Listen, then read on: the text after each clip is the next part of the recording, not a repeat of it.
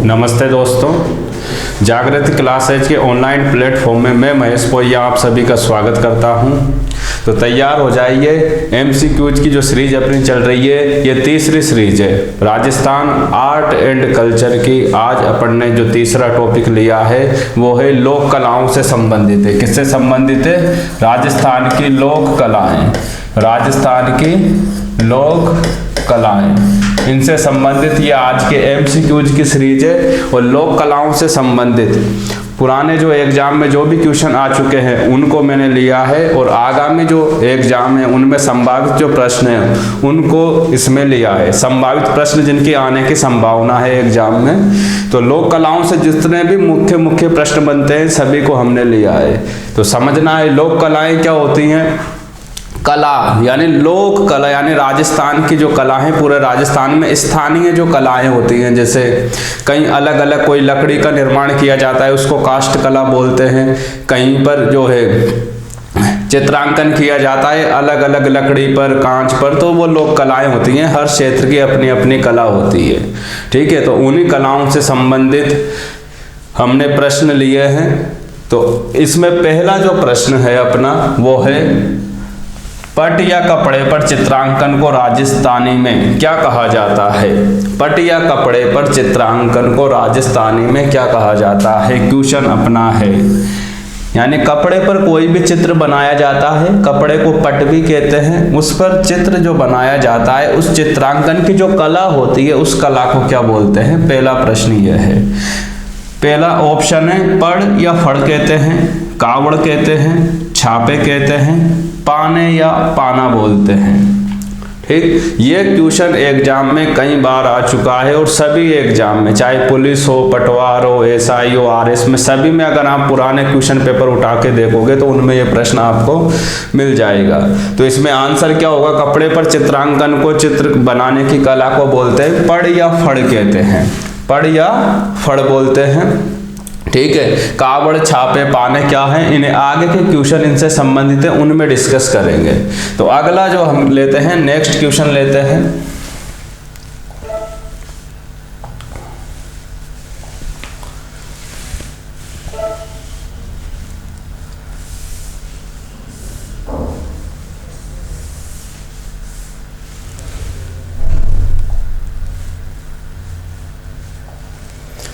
किस चितेरे में राजस्थानी लोक गाथाओं के स्थान पर पौराणिक आख्यानों?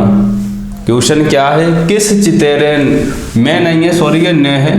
किस चितेरे ने, किस चितेरे ने राजस्थानी लोक गाथाओं के स्थान पर पौराणिक आख्यानों, पौराणिक आख्यान जैसे श्रीमद् भागवत गीता, गीत गोविंद आदि का चित्रांकन है।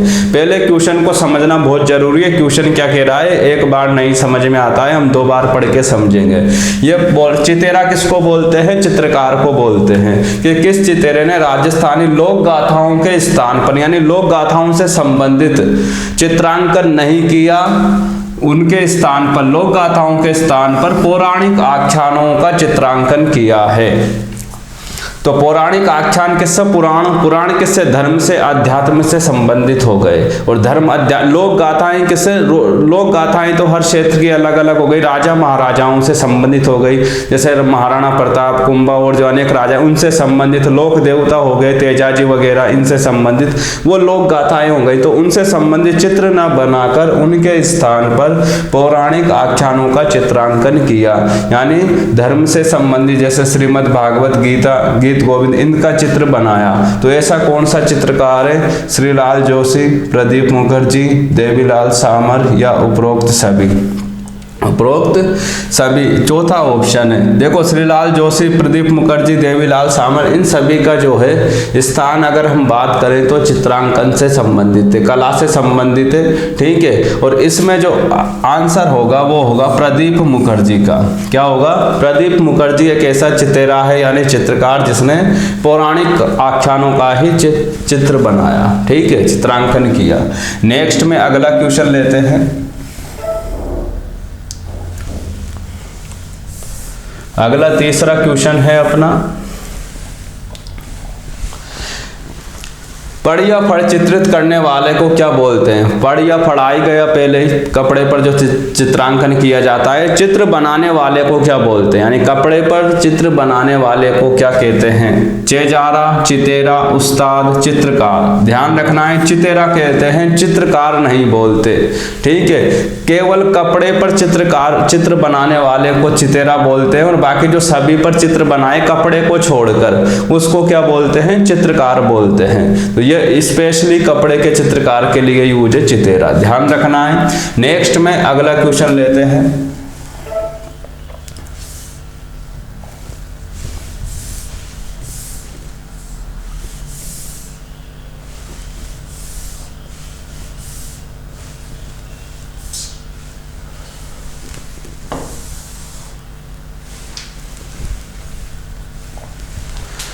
क्वेश्चन है, पड़ चित्रण का कार्य मुख्य रूप से किस जाति के छिपे करते हैं? क्वेश्चन क्या है, पड़ या फड़, जो इसका कार्य मुख्य रूप से जाति का नाम पूछा है, कौन सी जाति के छिपे करते हैं, उस जाति का नाम क्या है? रायका या रेबारी, खत्री, जोशी या पुष्करण ब्राह्मण।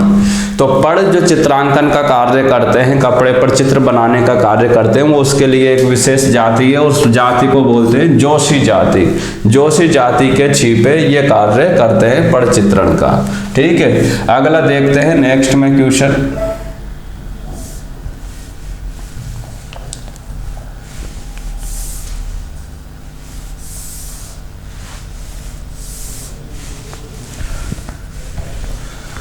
देश की प्रथम पड़ चितेरी महिला, पड़ या फड़, बात एक ही है, पड़ चितेरी महिला कौन थी? श्रीमती पार्वती जोशी, गोतली देवी, वीरबाला भास्कर या उपरोक्त सभी। प्रथम पूछ रहा है तो प्रथम का मतलब तो एक का इनाम होगा। ठीक है, प्रथम फड़ चितेरी महिला का नाम पूछ रहा है तो इसमें आंसर क्या होगा? ठीक है, इसमें आंसर होगा श्रीमती पार्वती जोशी। ध्यान रखना है, पार्वती जोशी देश की पहली महिला चितेरी थी, यानी फड़ का चित्रांकन करने वाली महिला। ठीक, ये फैक्ट क्वेश्चन है, इनमें समझाने जैसा कुछ भी नहीं है, केवल नाम आ रहा है, नाम आपको याद रखना है। फड़ आप समझ गए क्या होता है। ठीक है, नेक्स्ट में देखते हैं अगला क्वेश्चन। जहां समझाने वाला होगा वहां समझ ही लेंगे अपन।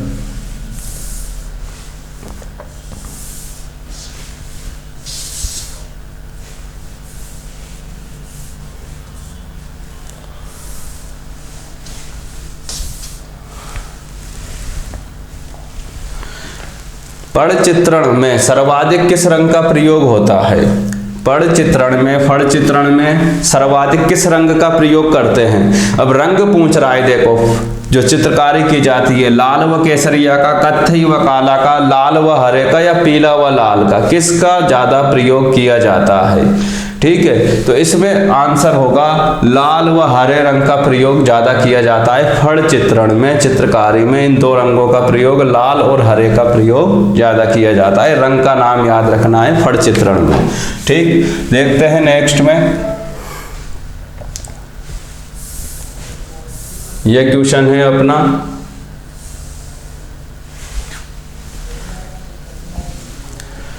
क्वेश्चन क्या है? फड़ चित्रण के संदर्भ में निम्न में से कौन सा कथन असंगत है? असंगत मतलब जो गलत कथन, चार ऑप्शन है, चार में एक गलत है, असंगत है और 3 सही है। तो इसमें पूछ रहा है असंगत बताना। ऐसे क्वेश्चन को बहुत ध्यान से करना होता है, कई बार बच्चे इसमें गलत कर देते। असंगत ये पूछ रहा है, संगत को टिक कर देते। असंगत संगत पता नहीं होता, इसलिए ध्यान रखना है। असंगत मतलब नहीं, यानी गलत बताना है। इसमें जो गलत है 3 सही है, एक गलत आंसर है। ठीक, तो कथन क्या है? पहला, श्री लाल जोशी ने फड़ चित्रकला को राष्ट्रीय व अंतर्राष्ट्रीय स्तर पर पहचान दिलाई। पहला, श्रीलाल जोशी का नाम, इसने फड़ चित्रकला को राष्ट्रीय व अंतर्राष्ट्रीय स्तर पर पहचान दिलाई। दूसरा है, श्रीलाल जोशी ने 1966 ईस्वी में पद्म श्री से सम्मानित किया गया। श्रीलाल जोशी को कब? 1966 में। एक है, गोतली देवी अंतर्राष्ट्रीय ख्याति प्राप्त फड़ चित्रकार कलाकार है। द है शाहपुरा के फड़ चित्रकार श्री दुर्गालाल को शाहपुरा के फड़ चित्रकार श्री दुर्गालाल को 1967 में तथा शांतिलाल को 1963 ईस्वी में राष्ट्रपति पदक से सम्मानित किया गया।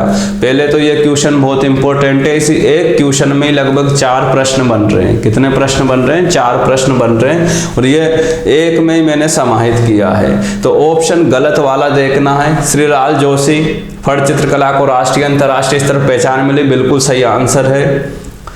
श्री लाल जोशी को 1966 में पद्म श्री से सम्मानित किया गया, ये गलत है।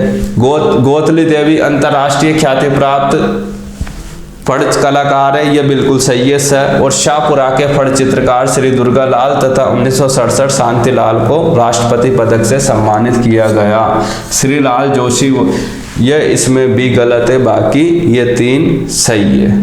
ठीक, अगला देखते हैं नेक्स्ट में अगला क्वेश्चन।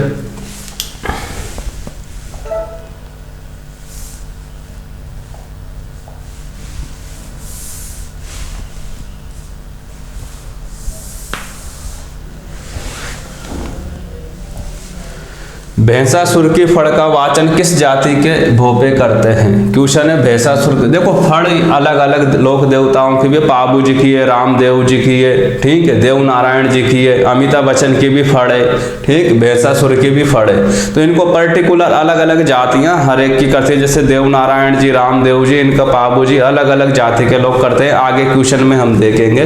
तो भैंसासुर की फड़ का वाचन किस जाति के भोपे करते हैं, ये पूछा है। बावरी जाति के भोपे, कालबेलिया जाति के, कथोड़ी के, इसका वाचन नहीं किया जाता। अब इसमें आंसर क्या होगा?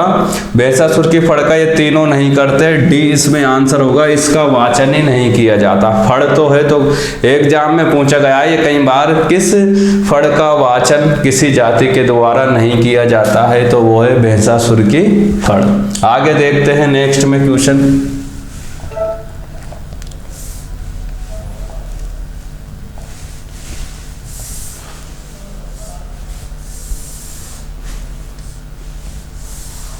यह अपना क्वेश्चन है।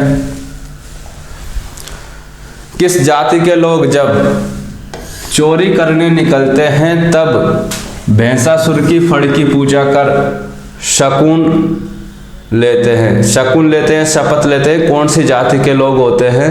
ठीक है, किस जाति के लोग जब चोरी करने निकलते हैं तब भैंसासुर की फड़ की पूजा करते हैं, ठीक है, और उसका शकुन लेते हैं यानी शपथ लेते हैं। ठीक है, तो इसमें बावरी, कथोड़ी, कंजर, आदिवासी, तो इसमें आंसर क्या होगा? बावरी जाति के लोग भैंसासुर की फड़ की पूजा करते हैं, वाचन नहीं करते। इसके पहले का क्वेश्चन वाचन का था, वाचन करना अलग बात है। ठीक है, ये भैंसासुर की पूजा करते हैं, तो बावरी बस है, भैंसासुर बस है, बावरी जाति के लोग इस फड़ की पूजा करते हैं। ठीक, नेक्स्ट में देखते हैं।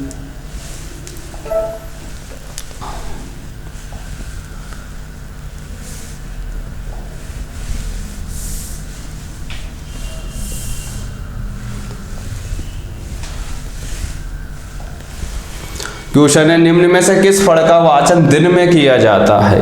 दिन में किया जाता है, ना सुबह किया जाता है, ना शाम को किया जाता है। नियम फिक्स है, दिन में ही फड़ का वाचन किया जाता है।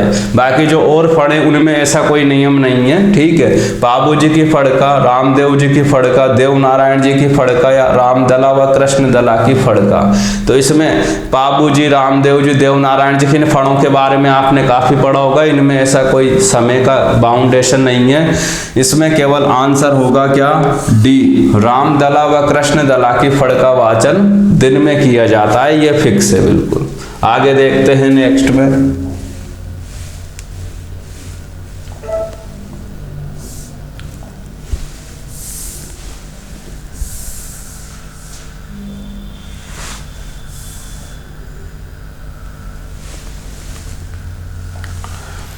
निम्न में से कौन सा कथन असत्य है? असत्य कथन बताना है, यानी वही असंगत जैसा ही क्वेश्चन आ गया। असंगत असत्य बात है कि असत्य बताना है, यानी 3 सही कथन होंगे, 1 गलत कथन है। रामदेव जी की फड़ का चित्रांकन सर्वप्रथम चौथमल चितेरे ने किया। यानी रामदेव जी की जो फड़ है, रामदेव जी वही हैं जिनका मेला लगता है, बात करेंगे अपन, ठीक है। और देवनारायण जी की फड़ में उनकी घोड़ी लीलागर को हरे रंग से चित्रित किया जाता है। है देवनारायण जी की फड़ पश्चिमी जर्मनी के 8 म्यूजियम में विद्यमान है और देवनारायण जी की फड़ सर्वाधिक लोकप्रिय है। रामदेव जी के बारे में आप जानते हो, रामदेव जी कौन है, ठीक है। रामदेव जी का मेला लगता है रूणीचा सीकर में, रूणीचा जैसलमेर में इनका मेला लगता है, ठीक है। किनका? रामदेव जी का।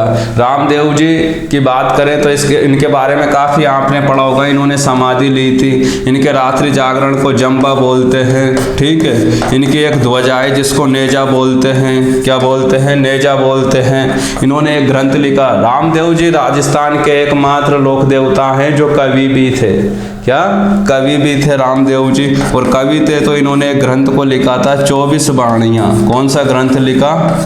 24 बाणियाँ। इन्होंने एक ग्रंथ को लिखा था, ध्यान रखना, रामदेव जी के बारे में। रामदेव जी राजस्थान के एकमात्र लोक देवता हैं जो इन्होंने सांप्रदायिक सद्भाव का काम किया। सांप्रदायिक सद्भाव। अब सांप्रदायिक सद्भाव क्या? रामदेव जी ने सांप्रदायिक सद्भाव का, क्योंकि रामदेव जी ने हिंदू और मुस्लिमों में कोई भेद नहीं किया, ठीक है। और रामदेव जी के जो धर्म को हिंदू मुस्लिम दोनों संप्रदाय के लोग मानते हैं। इनके मेले में दोनों संप्रदाय के अनुयायी इनके जाते हैं, इसीलिए सांप्रदायिक सद्भाव का इनका मेला कहा जाता है रामदेव जी का। भाद्र शुक्ल एकादशी को इनका मेला लगता है, ठीक है। भैरव दानव का इन्होंने वध किया था रामदेव जी ने। तो रामदेव जी बहुत इंपॉर्टेंट देवता हैं। तो पहला क्वेश्चन यही है कि रामदेव जी की फड़ का चित्रांकन सर्वप्रथम चौथमल चितेरे ने किया। तो यह बिल्कुल सही है, इसी ने चित्र बनाया था। दूसरा है देवनारायण जी की फड़ में उनकी घोड़ी लीलागर को हरे रंग से चित्रित किया। देवनारायण जी किनके देवता हो गए? गुर्जरों के देवता हो गए, ठीक है। गुर्जर जंतर वाद्य यंत्र से इनकी फड़ का वाचन करते हैं देवनारायण जी की, ठीक है। तो देवनारायण जी की जो घोड़ी थी उसका नाम क्या था? लीलागर। और इस लीलागर का चित्र जो सबसे पहले बनाया गया था फड़ में, वो किस रंग में बनाया गया था? हरे रंग में चित्रित किया गया। तो यह भी बिल्कुल सही है। देवनारायण जी की फड़ पश्चिमी जर्मनी के 8 म्यूजियम में रखी है। बिल्कुल सही है, पश्चिमी जर्मनी में इनकी ओरिजिनल जो देवनारायण जी की फड़ रखी हुई है, हाँ, जर्मनी में रखी है। देवनारायण जी की फड़ सर्वाधिक लोकप्रिय है, ये गलत है। तो इसमें पूछ रहा है असत्य कथन बताना है, तो असत्य कौन सा है? देवनारायण जी की फड़ सर्वाधिक लोकप्रिय नहीं है, सर्वाधिक लंबी है, प्राचीन है। इनकी फड़ लोकप्रिय नहीं है। लोकप्रिय फड़ किसकी है? लोकप्रिय फड़ है पाबू जी की। किसकी है? लोकप्रिय फड़ पाबू जी की है। तो 3 सही है, 1 गलत है। आगे चलते हैं नेक्स्ट में, अगला क्वेश्चन।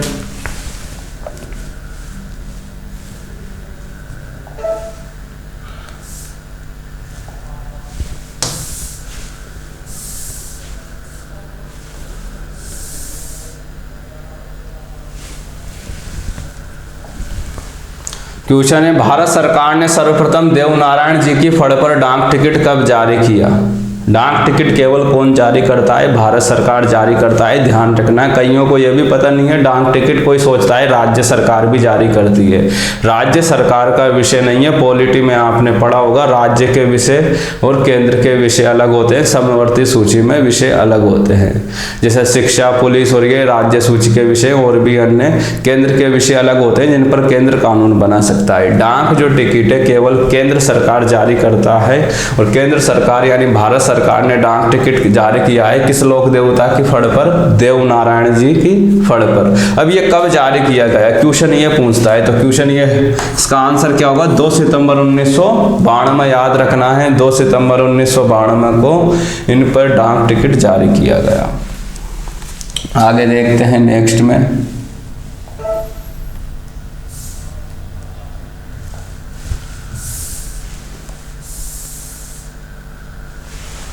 क्वेश्चन है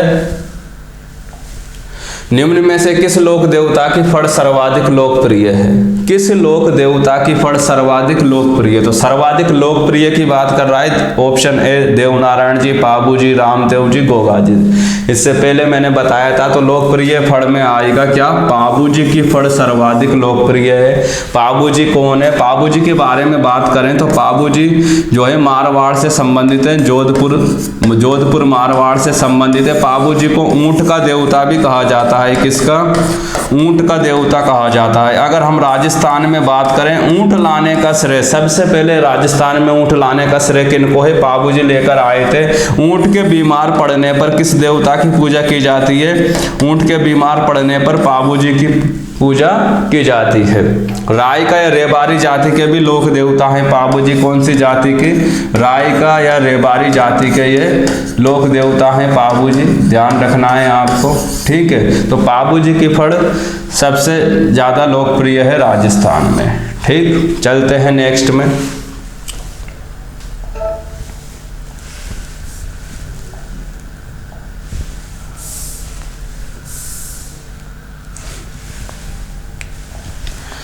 रामदला व कृष्णदला की फड़ के वाचक किस क्षेत्र में सर्वाधिक है? ये पहले भी आ चुका है। रामदला कृष्णदला की जो फड़ का जो वाचन किया जाता है, जो वाचक है यानी अनुयायी है, वाचन करने वाले, वो किस क्षेत्र में सर्वाधिक है? शेखावाटी क्षेत्र में, हाड़ौती क्षेत्र में, मारवाड़ क्षेत्र में या मेवाड़ क्षेत्र में? तो इसका आंसर क्या होगा? रामदला कृष्णदला की बात करें तो ये सर्वाधिक है, हाड़ौती क्षेत्र में सर्वाधिक है। और इसकी बात हम पहले कह चुके हैं कि इनकी फड़ का वाचन दिन में किया जाता है, समय फिक्स है, और हाड़ौती क्षेत्र में सर्वाधिक वाचन किया जाता है। इस क्षेत्र का नाम भी आप याद रखना।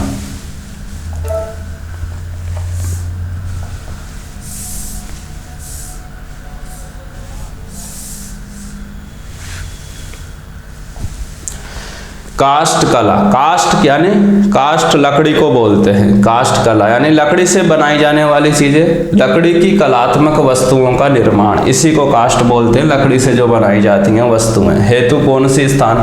काष्ठ कला हेतु कौन सा स्थान प्रसिद्ध है? कहाँ पे लकड़ी के काष्ठ कला का जो है निर्माण किया जाता है, चीजें बनाई जाती हैं, जैसे मूर्तियां और भी अन्य जो है वस्तुएं, वो शाहपुरा भीलवाड़ा में, बस्सी जयपुर, बस्सी चित्तौड़, उदयपुर है, ये उदयपुर है, ठीक है। तो इसमें बस्सी दो जगह है, तो ज़्यादा फेमस है बस्सी चित्तौड़। यहाँ पे काष्ठ कला की वस्तुएं बनाई जाती हैं बहुत अधिक मात्रा में, और प्रसिद्ध भी है ये जगह। तो ये इम्पोर्टेंट है, कई बार एग्जामों में ये पूछा जा चुका है। पुराने अगर आप पेपर देखोगे उनमें ये आपको क्वेश्चन मिल जाएगा, बहुत इंपॉर्टेंट है। बस्सी काष्ठ कला के लिए प्रसिद्ध है। आगे देखते हैं।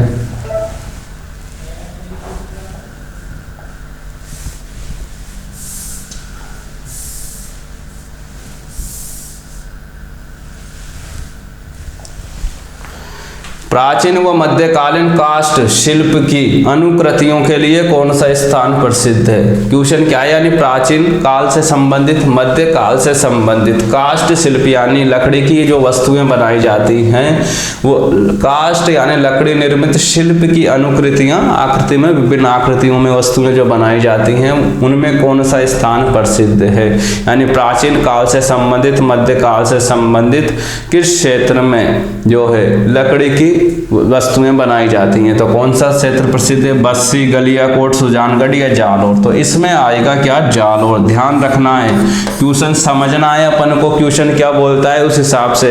इससे पहले आया था काष्ठ कला, ओवरऑल उसमें काल का बारे में, काल के बारे में कोई बात नहीं की थी, केवल क्या कहा था? काष्ठ कला से संबंधित प्रसिद्ध क्षेत्र, तो उसमें अपन ने बस्सी चित्तौड़ किया। यहाँ केवल काल पूछ रहा है कि केवल प्राचीन काल व मध्यकाल से संबंधित ही बनाई जाती, और आधुनिक काल से वर्तमान से संबंधित कोई लकड़ी की वस्तुएं नहीं बनाई जाती। तो प्राचीन मध्य से संबंधित केवल जालोर क्षेत्र में। ठीक, नेक्स्ट में देखते हैं अगला क्वेश्चन।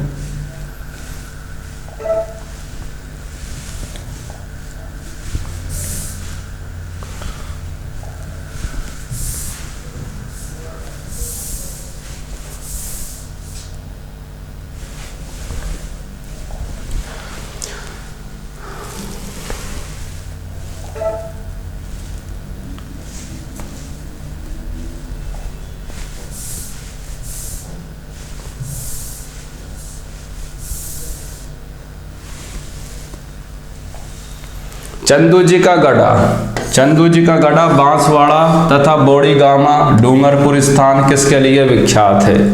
चंदू जी का गढ़ा नाम है जगह का, बांसवाड़ा में है ये जगह। बोड़ीगामा ये कहाँ पे? डूंगरपुर में है। ठीक है, तो ये जिले हैं डूंगरपुर में, ये स्थान है दोनों, ये बांसवाड़ा में, ये स्थान किसके लिए विख्यात है? तीर कमान निर्माण, मीनाकारी के लिए, कुंदन कला के लिए, जाजम छपाई के लिए। ठीक है, तो इसमें जो निर्माण किया जाता है वो है तीर कमान का। किसका? तीर कमान का। मोटा मोटा अगर आपको पता हो, ठीक है, मीनाकारी तो वैसे जयपुर में प्रसिद्ध है तो ये तो होगा ही नहीं। तीर कमान यहाँ पर बनाए जाते हैं, नाम याद रखना, चंदू जी का गढ़ा और बोड़ीनामा बांसवाड़ा डूंगरपुर में तीर कमान। इन्हें ऐसे भी याद रख सकते हो, डूंगरपुर बांसवाड़ा भील जाति का क्षेत्र है, भील ज़्यादा हैं और भील कहाँ? जंगल में रहते थे और भीलों का जो है प्रमुख हथियार क्या था? तो वो था तीर कमान। तो डूंगरपुर बांसवाड़ा में क्या बनेंगे? तीर कमान ही निर्माण होगा। ऐसे भी आप कॉमन सेंस से भी इसको याद रख सकते हो कि क्षेत्र कौन सा है, वहाँ कौन सी चीज हो सकती है। ठीक, ये बहुत इंपॉर्टेंट है। आगे देखते हैं नेक्स्ट में।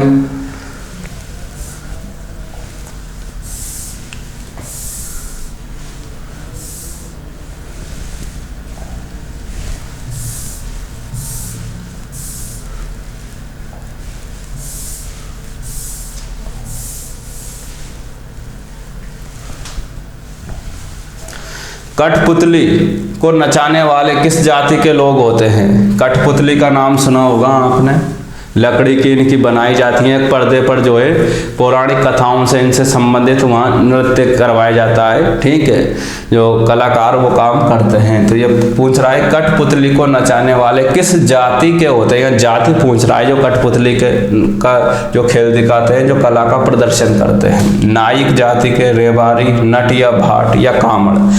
तो आपको पता है ज्यादातर प्रदर्शन का जो काम करते हैं, गाने बजाने का काम करते हैं, नट या भाट करते हैं। कौन करते हैं? नट या भाट। तो नट या भाट जाति के लोग ही कठपुतली को नचाने का काम करते हैं। जाति पूछिए, कठपुतली नाम याद रखना, कट से नट याद रखना, कठपुतली नट या भाट जाति। ठीक, नेक्स्ट में देखते हैं।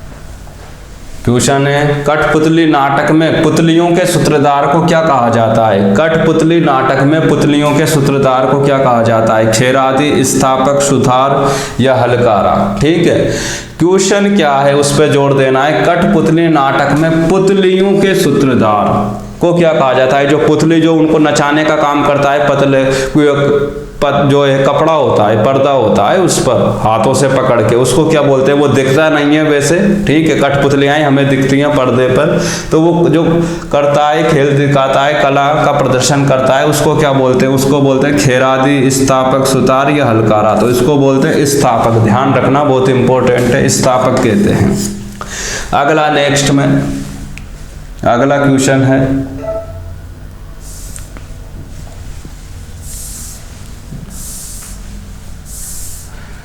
ये रख अगला क्वेश्चन है, निम्न में से कौन सा कठपुतली खेल है? कठपुतली खेल से संबंधित कौन सा है? सिंहासन बत्तीसी, पृथ्वीराज की और संयोगिता से संबंधित, अमर सिंह राठौड़ के खेल से संबंधित या उक्त सभी?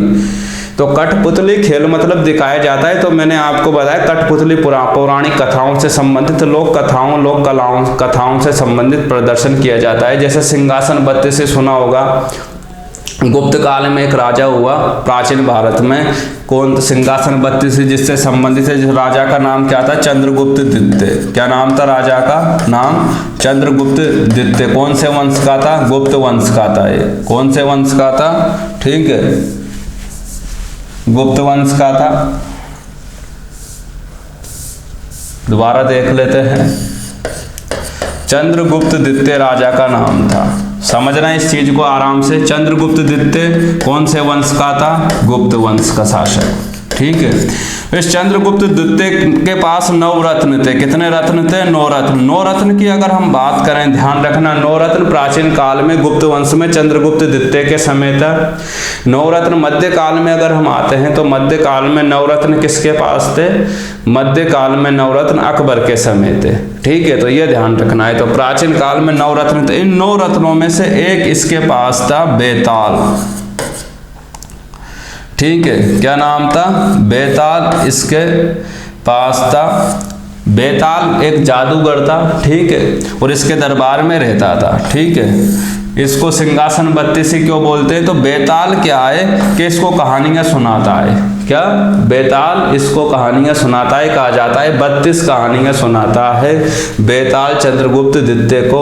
आपने सीरियल भी देखा होगा, सीरियल भी आता था सिंहासन बत्तीसी, विक्रम बेताल, विक्रम बेताल के नाम से। तो विक्रम कौन है? चंद्रगुप्त द्वितीय। इसने विक्रमादित्य की उपाधि धारण की थी। किसकी?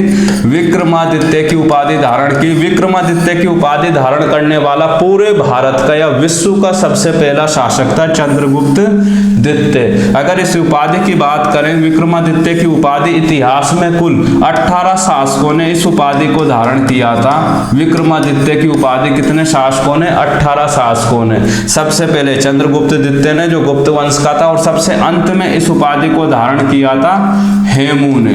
हेमू जो अंतिम हिंदू शासक था मध्यकाल में। हेमू ये वही है जिसका 5 नवंबर 1556 को अकबर से पानीपत का द्वितीय युद्ध होता है।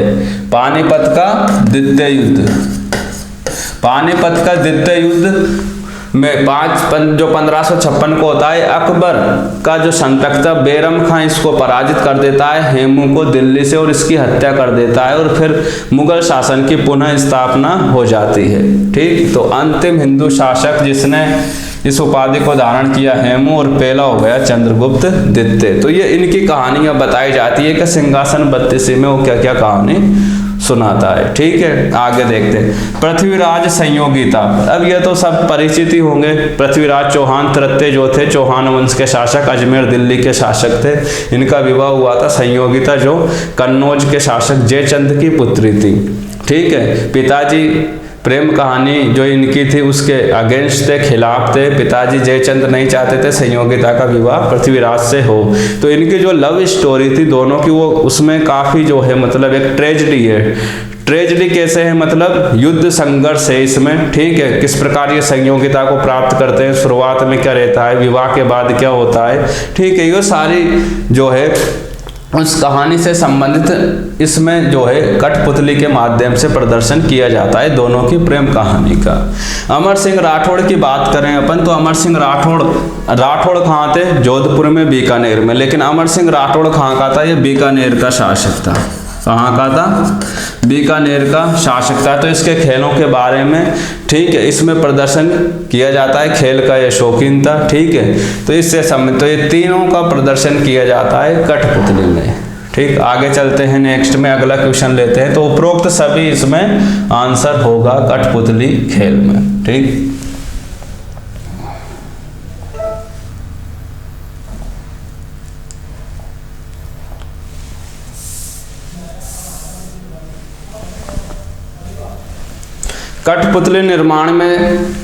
कठपुतली निर्माण में सामान्यतः कौन सी लकड़ी प्रयुक्त होती है? अब मैंने कहा था आपसे कठपुतली में लकड़ी की वो बनाई जाती हैं गुड़िया जैसे। ठीक है, और वो जो लकड़ी की बनाए, तो वो लकड़ी कौन सी होती है? ठीक है, उस लकड़ी के बारे में पूछ रहा है। आम की, अरड़ू की, सागवान की या शीशम की? तो लकड़ी जो होती है कठपुतली की वो है अरड़ू लकड़ी का प्रयोग किया जाता है। पुराने एग्जाम आप देख लेना, क्वेश्चन पेपर उठा के ये क्वेश्चन आपको मिल जाएगा, बहुत इंपॉर्टेंट है। कठपुतली में कौन सी लकड़ी का यूज किया जाता है? अरड़ू लकड़ी का प्रयोग किया जाता है। ठीक, नेक्स्ट में देखते हैं।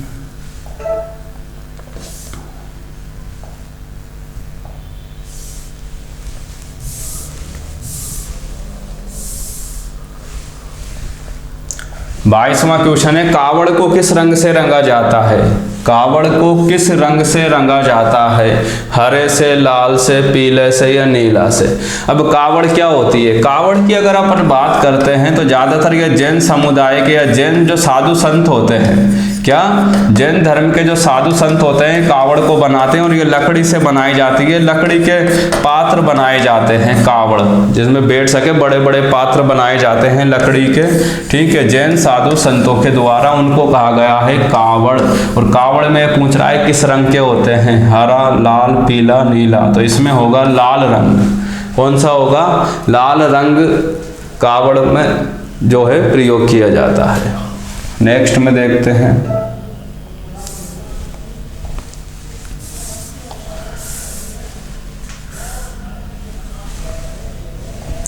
क्वेश्चन है निम्न में से कौन सा गांव लकड़ी के आभूषण हेतु जाना जाता है? निम्न में से कौन सा गांव लकड़ी के आभूषण, क्वेश्चन है लकड़ी के आभूषण हेतु जाना जाता है। अब तक आपने आभूषणों में जयपुर का इनाम सुना होगा, यहाँ लकड़ी के आभूषण की बात कर रहा है। नाईगांव, उदयपुर, बस्ती, चित्तौड़, सुजानगढ़, चूरू या नगोड़ा, बाड़मेर, कौन सा गांव है जहाँ लकड़ी के आभूषण बनाए जाते हैं, प्रसिद्ध है, बताना है आपको। तो इसमें आंसर क्या होगा प्यारे बच्चों? इसमें होगा नाईगांव, उदयपुर, यहाँ लकड़ी के आभूषण बनाए जाते हैं। बस फैक्ट है, गांव का नाम याद रखना है, ठीक।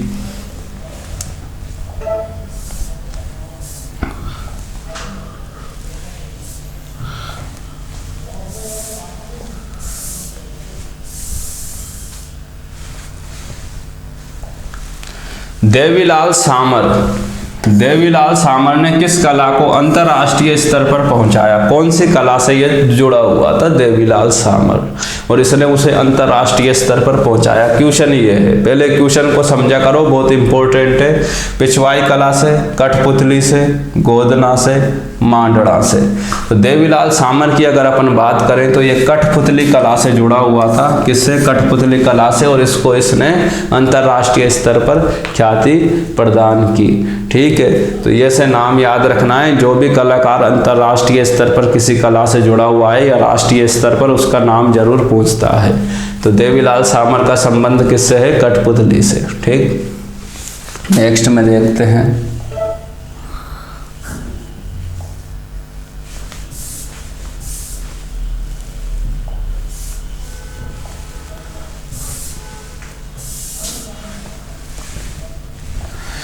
राजस्थान में किस देवी देवता का पाना सर्वाधिक कलात्मक माना जाता है? राजस्थान में किस देवी देवता का पाना सर्वाधिक कलात्मक माना जाता है? तो पहले तो अपन बात करेंगे पाना। पाना क्या है?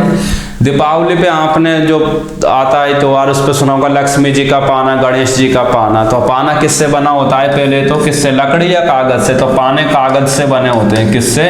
कागज से बनाए जाते हैं, ये याद रखना है। पाना कागज से बनाए जाते हैं।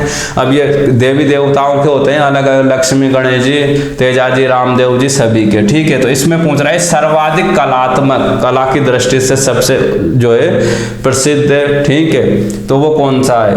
गणेश जी का, लक्ष्मी जी का, श्रीनाथ जी का या रामदेव जी का? तो इसमें आंसर होगा श्रीनाथ जी का पाना सर्वाधिक कलात्मक माना गया है, ठीक है। तो ये इस प्रकार जो है अपन ने क्वेश्चन देखे, एमसीक्यूज टॉपिक था अपना राजस्थान की लोक कलाएं। ये टॉपिक हर आपको एग्जाम के सिलेबस में मिलेगा, चाहे पुलिस हो, पटवार हो, आरएस हो, रीट हो, ठीक है। राजस्थान के सभी एग्जाम में बहुत इंपॉर्टेंट टॉपिक था, और इससे संबंधित जितने भी क्वेश्चन बनते हैं सभी लिए अपन ने डिस्कशन किया एक एक क्वेश्चन पे, ठीक है। तो आपको क्या करना है, चैनल को लाइक, शेयर, सब्सक्राइब जरूर करें, जागृति ऑनलाइन प्लेटफॉर्म को प्रोत्साहन दें, ताकि हम और भी नए जो है सीरीज ऐसे ये लाते रहें, नए नए टॉपिक जो जुड़े हुए हैं राजस्थान आर्ट एंड कल्चर से, उनसे संबंधित, ठीक है। तो आप इसी प्रकार सहयोग बनाए रखें। अगले जो है हम अगला टॉपिक उठाएंगे लोक कलाओं के बाद, उससे संबंधित एमसीक्यूज की सीरीज को देखेंगे। तो सभी को बहुत बहुत धन्यवाद।